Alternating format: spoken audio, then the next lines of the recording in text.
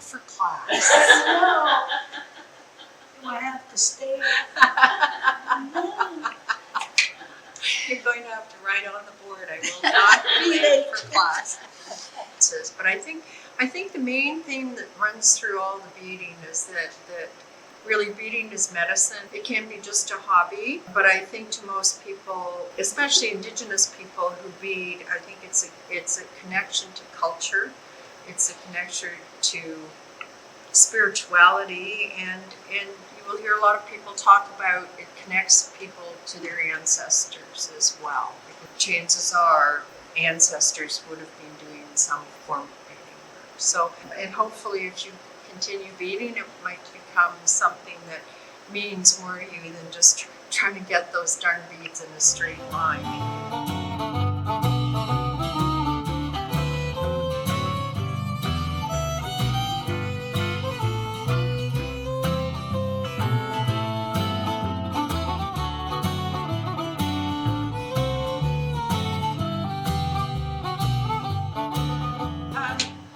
In April, I don't know whether you were following the news or whatever, but the Métis National Council and First Nations sent delegations to meet with the Pope about the apology for residential schools, or at least he met with them.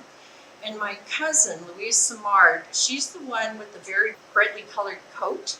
She went on this delegation from Canada, and there were elders, and Audrey Poitras from Alberta was there, and some residential school survivors, as well as Cassidy Karen, who's the president of the MNC.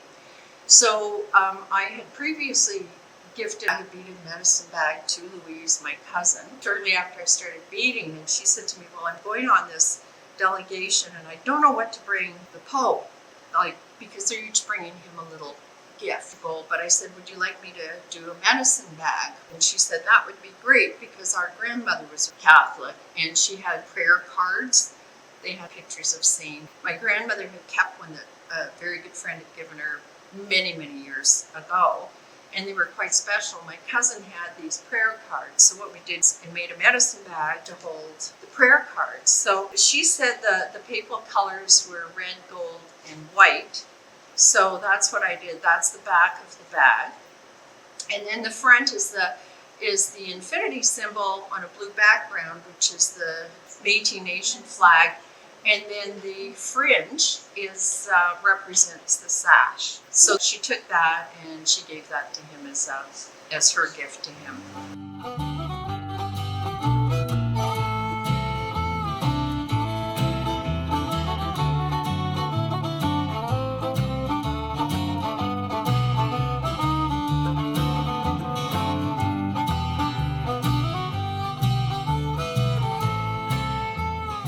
Focusing on the poppies last class, I got thinking about wearing them on Veterans Day, and I remembered that we had these. Yeah, and what they are is a solid pin that you just put on, and it shows the dream catcher. That's it shows stunning. Our sash. It shows eagle feathers, Inukshuk. They come from the veterans. Oh, wow. Yeah. So I brought some for each of you if you'd like to remember on Veterans Day. Okay, so maybe I will show you about decorating the outside of our beadwork with edging.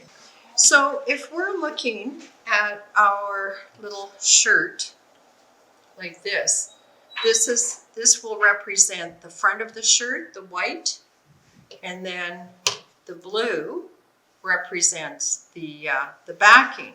So when we look at the edging straight on directly from above, we'll just see it as a row of beads like this.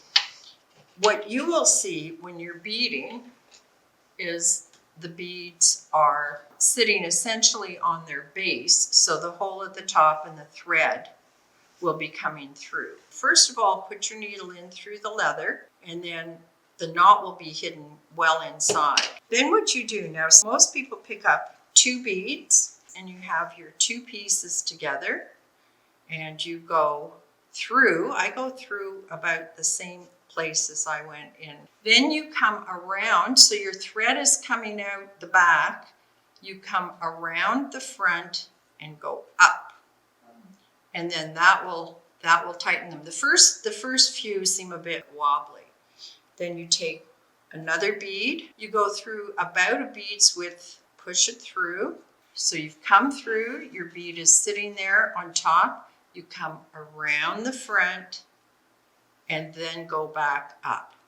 One more time, another bead through both layers. And that's why you had to be careful with the glue, because getting your needle through, if you were glued right to the edge, it would be very difficult. And that's our edge. So pick up a bead, go through from the front to the back. Some people do back to the front. I do front to back. Come around and then back up through. And you will find that there's lots of different types of edging that people will do. This is probably the simplest.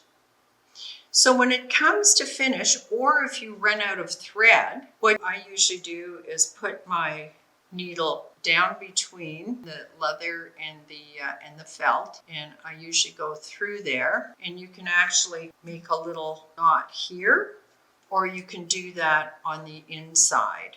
Make a little knot so that the knot is actually between, so you don't see it. You want to make sure when you start again, you will go through your last bead. You come up, thank you, you go around and through, and then you're ready to start to putting on your new beads. So there we go. You can buy colored beading thread in as many colors almost as there are beads. So you can buy black thread so it won't show.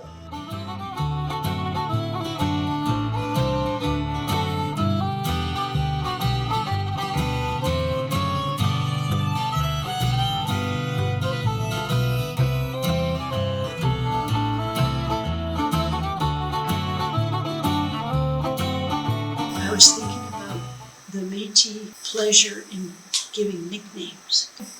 So everybody has a nickname. 2 generations later, we have the nicknames, but we don't really know why. These 3 brothers were called Taptine, Dodo, and Quiton. The whole family knew them by those nicknames rather than their given names. That was a way of knowing that you were included, that you were accepted. But these brothers were very close together. They had a field back behind the houses that was a shared field. People on both sides would have the grasses and the grains and things growing there, so it was a common field. And they went and cut it and, kept it for the winter for the animals. So one day my 3 brothers were pitching the hay onto this big mound. One of the brothers, I think it was Quiton, saw a bear cub in a tree alongside the field. And he thought it would be fun to pitch the bear cub down into the haystack, just for the fun of it, right? So he pitched the bear cub into the hay, and in the ensuing battle, they all got terribly scratched and clawed, and they found out that even the babies are very dangerous. So they came home all bloody, and everybody told stories about that for a long time too. How dumb do you have to be, But Dodo, he rode a horse to deliver the mail. And often, by the time he'd finished his route, he'd be sleeping and the horse would know its way home.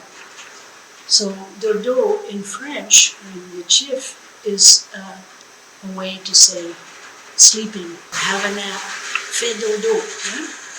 So they nicknamed him Dodo because His horse was so clever, she just knew the way home.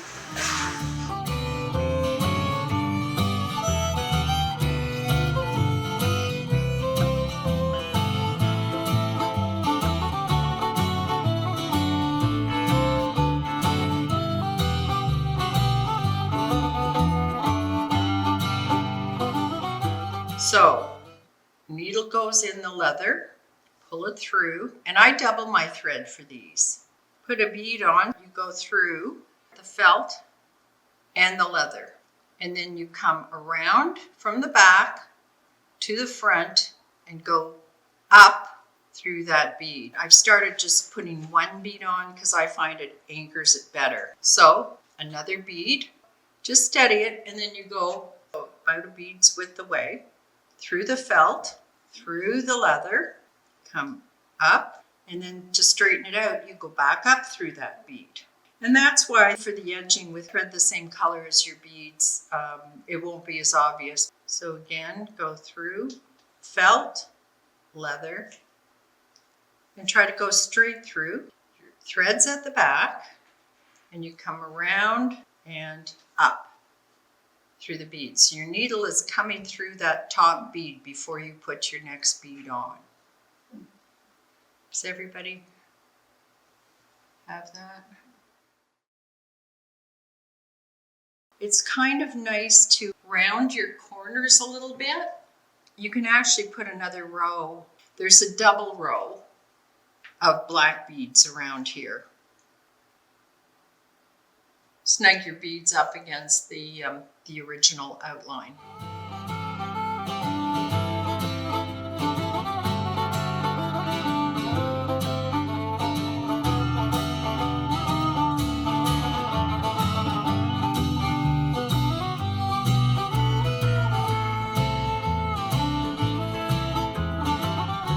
I was thinking about the orange shirt, why we're putting so much energy into this orange shirt. And Phyllis Webster, she was 6 when she went to residential school, and they put her in a school uniform, like a sack. And what they took away was her orange shirt that her grandma gave her just before she was to come to the school. So much pain and so much fear on the part of both of them, letting her go. Anyway, that never left her. She always remembered feeling that she didn't matter, that nobody cared about her. So she carried that memory until she was an adult. That's when she founded the Orange Shirt to talk about what had happened to her and to her classmates in the residential schools. And what she says is, Orange Shirt Day is for residential school survivors. It's not for us to be telling their story. It's for them to speak and for us to listen.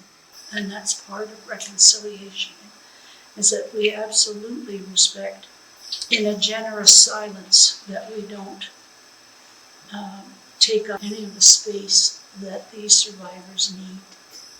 In a mainstream culture, asking questions is considered to be showing compassion and interest. What Phyllis says is respectful silence is what she asks for when you wear your orange shirt. That's really good because it shows support, but the shirts don't talk, right? They symbolize and they show your connection. I thought about the poppy too, and next thing you know, I'm on the internet and I see there's black poppies, there's purple poppies, there's yellow poppies. Next thing you know, there's all kinds of colors of poppies because countries have taken that poppy, based as it is in the First World War, and applied it to wars of all kinds. And so we have the black poppy and wars in Africa generated the first black poppies. In 1944, a battalion of African soldiers came to Juno Beach and they were putting up tactical things to protect the incoming soldiers. And that battalion lost many, many members. So the Black Poppy was chosen by that battalion to represent them. Black Poppy sometimes worn to commemorate all of the civilians, the soldiers, the objectors, the children in Gaza, some in Israel. And it's not just for Indigenous people, it's for everyone who has been touched by war.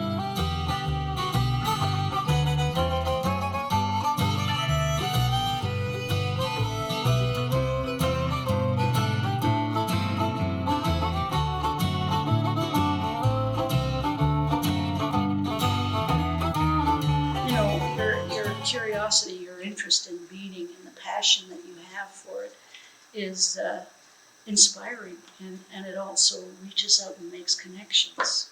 That's part of what Métis do. I was at a big convention one time, and there was an army major, and his name was Cyr, C-Y-R. And I said, "Hey, we're related." I must have thought I was nuts, but anyway, like that feeling of making a connection with another Métis.